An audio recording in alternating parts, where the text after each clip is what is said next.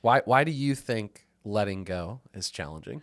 Because we get comfortable with what we're holding on to, and being comfortable, sometimes sometimes it's that emotion that's tied to the thing that you've been holding on to for so long.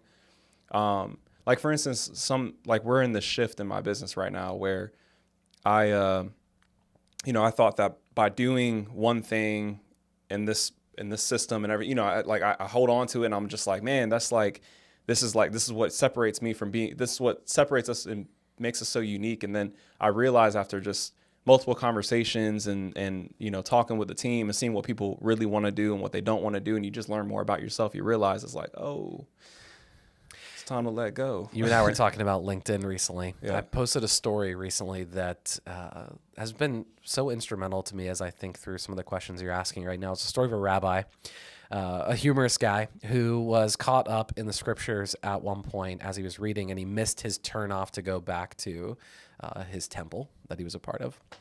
And instead, he wound up in front of a Roman fortress, and one of the Roman guards was out front, and when he saw the man, he startled the rabbi when he shouted at him, "Who are you, and what are you doing here?" And the rabbi was shook. And he was like, what did you just say? He said, "Who are you, and what are you doing here?" And he said, "How much do you get paid to stand here to ask those questions?" And he said, 2 shekels per day.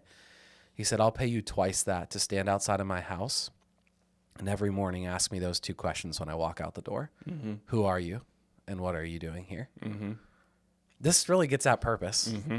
I think the problem, the difficulty in saying no to something and giving up something comes from this identity problem regarding purpose.